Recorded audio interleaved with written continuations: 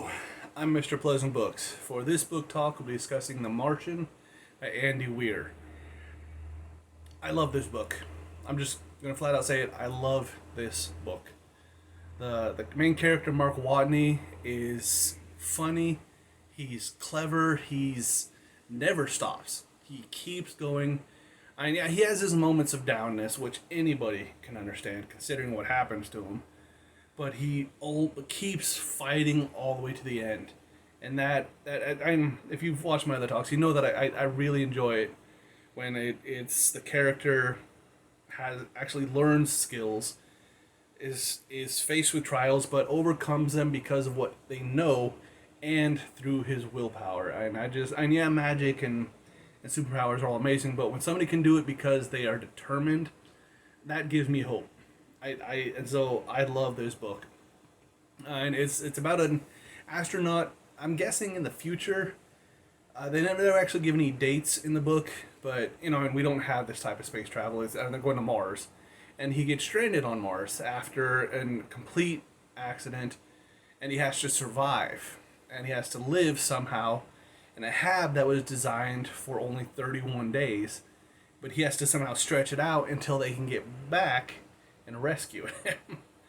And it's just that story of survival, story of the constant innovation, the way that he's always thinking about what he needs to do, showing that cleverness and training are amazing things to have, and if you give the opportunity, do it. But yeah, that's all I can say for the non-spoileries. So from here forward, there'll be spoilers. Alright, so Stuck on Mars. It was it's an interesting idea. It's a very cool idea. Because it shows, and I didn't even know that much about astronauts and what the planet was like until I read this book. And I've heard that it's very accurate with his scientific side. So the red planet is really just. I didn't realize it was so cold. Because I hear it has gravity, so and it's basically close to the same size as Earth. But yeah, of course, there's no atmosphere, or not much of an atmosphere. There is a tiny amount of atmosphere. But I just actually thought it would be warmer. I was surprised to find out from the story that it was just so cold out there.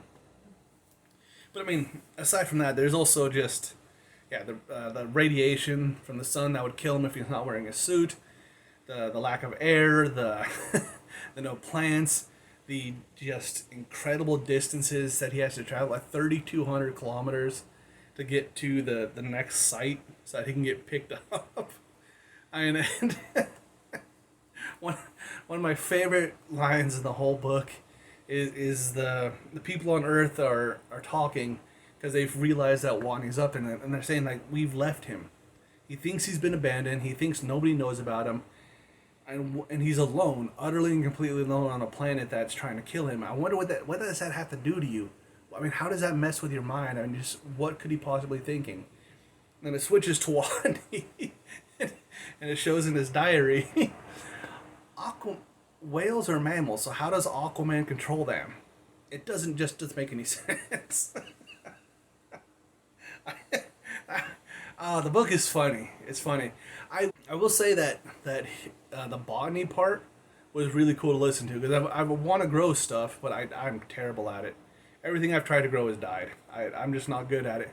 But to hear how the potatoes, how you can grow potatoes like that, that was an interesting concept to learn, especially the bacteria, how fast they grow, the amount of water needed, how you can cut up the plants to make them grow the best. That was a really cool idea, because that's stuff I never learned before. This book literally taught me things, showed me things, made me actually go up and look up what stuff meant, just so I could better understand the storyline. And that's how much I loved this book. I was willing to learn what words meant and what the science was behind it, just so I could enjoy the story and understand the story even more. And this is one of the few stories that I've read back to back. Like, I read it, and then I read it a second time. It was just that good, just that amazing. And again, I love this book. Andy Weir did a fantastic job with it. The dust storm, yeah, that Honest, honestly, that was like I just with the fact that he was going into it and he nobody could warn him. Nobody could tell him like, hey, you're heading into a dust storm that's going to kill you. And his plan to figure out which way to go to see if the dust storm is better.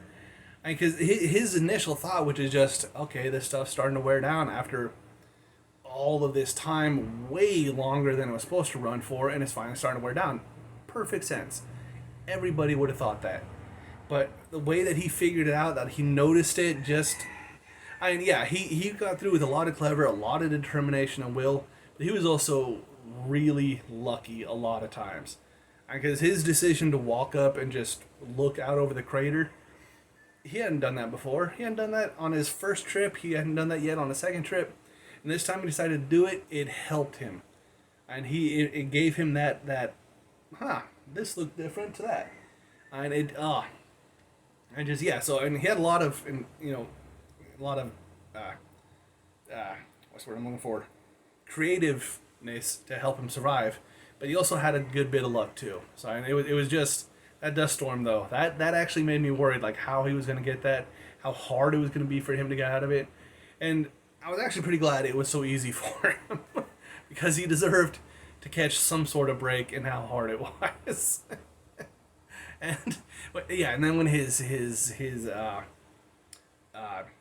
rover flipped over, that was a weird rhyme, but that there's other times where he just couldn't catch a break, like when he's trying to burn out all of the hydrogen and it blows up on him. His water is dumping out constantly. It's sublimating, and then when he gets to the MAV. And he's doing the fist pumps and the pointing and all that stuff. It made you me at least, it made me identify with the character, just everything about him. And that especially, that's because I could see myself exactly reacting that way. And so it was just so cool. Again, Andy Weir did an amazing job with his story, especially with the Mark Whatney. Creating him and then his crewmates. Just all of it came together so fantastically. And if you've read this book, then you understand exactly what I'm talking about. If you haven't read it, just know that if you read it, there's a good chance you're going to read it again right afterwards because it's just that good. This is one of the few books I actually bought for another person so that they could read it. I loved it that much. It's so, just incredible book. So that's it, though. I'm done. Mr. Pleasant Books. My next book talk will be 14 by Peter Clines. Okay, that's it. Hope you enjoyed Mr. Pleasant Books.